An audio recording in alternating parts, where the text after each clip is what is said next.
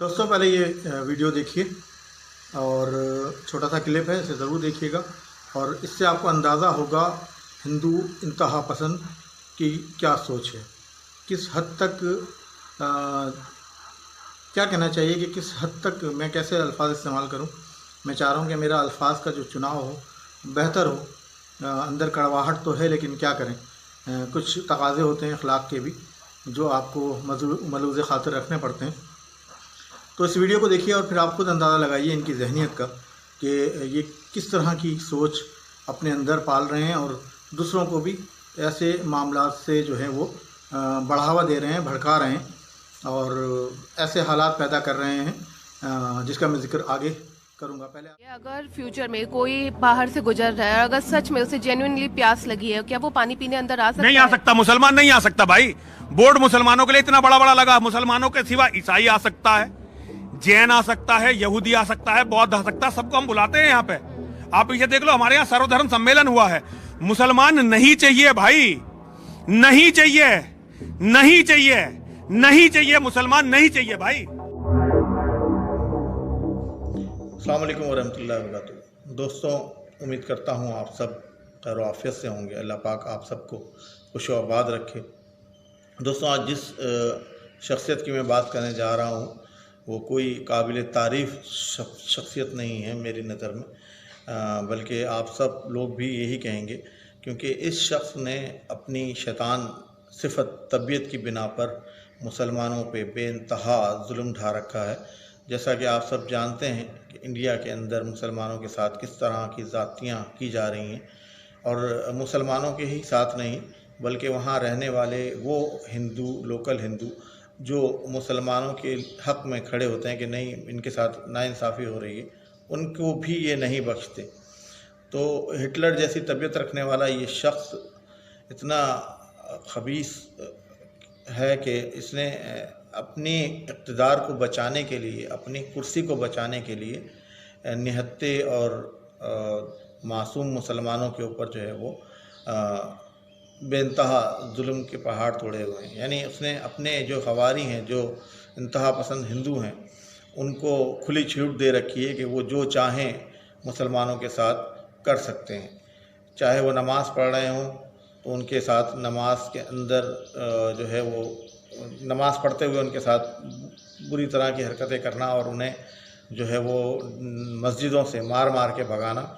और अब तो ये इंतहा हो चुकी है कि लाउड स्पीकर पर जब अज़ान का टाइम होता है, अज़ान दी जा रही होती है, तो बाकायदा इन्होंने जो है वो अपने मंदिरों की घंटियाँ बजाना शुरू कर दी हैं। जबकि पहला ये सब नहीं था, ना ही ये लोकल जो हिंदू हैं वो भी नहीं चाहते कि इस तरह की कोई बदमज़गियाँ हों उस मुल्क के अंदर। लेकिन नरेंद्र मोदी जिस तरह की वो हिटलर जैसी तबीयत अपनी रखता है, वो इस वजह से पाकिस्तान से भी जो बैर है उनको खामा-खा का, यानी हालांकि असल देखा जाए तो असल हमारा जो दुश्मन है, हमारा भी और इंडिया का भी जो असल दुश्मन है वो अंग्रेज़ है, यहूदी है।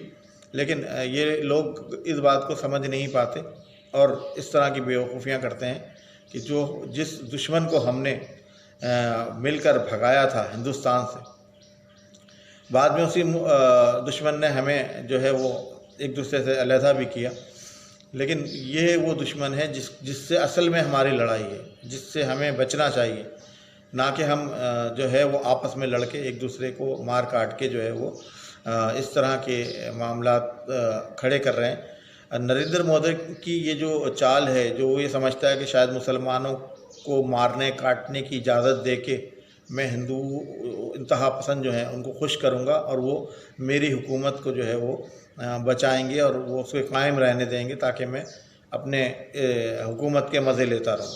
तो एक चाय वाला ज़ाहिर सी बात है ऐसी ही बात सोच सकता है, कोई अच्छी बात तो सोचेगा नहीं।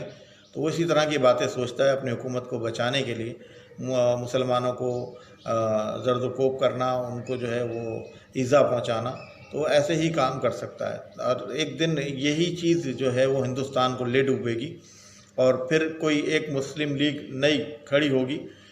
हिंदुस्तान के अंदर जो मुसलमान हैं वो इतनी तादाद में हैं कि वो एक नई मुस्लिम लीग खड़ी कर सकते हैं। अगर वो थोड़ी हिम्मत जुटाएं और अपने अंदर, तो वो एक नई मुस्लिम लीग खड़ी करके बाकायदा एक नया प्लेटफार्म पैदा कर सकते हैं और कोशिश करें तो बहुत कुछ हो सकता है। और ये सिर्फ़ और सिर्फ़ जब भी होगा जब जो है वो इस तरह की ज़्यादतियाँ अगर होती रहेंगी तो लाज़मी सी बात है कि फिर वो इस तरह की ही कोई ना कोई काविशें करता हुआ फिर एक नया जो है वो निज़ाम खड़ा होगा और हिंदुस्तान के टुकड़े जो हैं वो तारीख़ के अंदर तो है कि वो उसके टुकड़े तो होने हैं, तो वो ज़ाहिर सी बात है इसी तरह के होंगे जब आप लोगों पर जुल्म करेंगे, जुल्म ढाएंगे मुसलमानों के ऊपर भी, तो फिर क्या होगा? लाज़मी सी बात है फिर इसी तरह की चीज़ें सामने आएंगी। जहाँ जुल्म होता है वहाँ आपको बताया कि फिर आज़ादी का जो दिया है वो खुद ब खुद रोशन हो जाता है। तो इन मुसलमानों के साथ ज़्यादतियाँ जो हैं वो आपकी कोई आपकी हुकूमत बचा नहीं सकेंगी। जो आप सोच रहे हैं नरेंद्र मोदी साहब के इनकी हुकूमत बच जाएगी, इनकी हुकूमत नहीं बचेगी। और इनकी इन ज़्यादतियों की बिना पर ये हो सकता है कि मुसलमान एक नई तहरीक लेके खड़े हों, जिस तरह के पहले मुस्लिम लीग बनाई गई थी और फिर पाकिस्तान वजूद में आया था। तो आपकी इन हरकतों से हो सकता है फिर एक नया पाकिस्तान इंडिया के अंदर जन्म ले ले।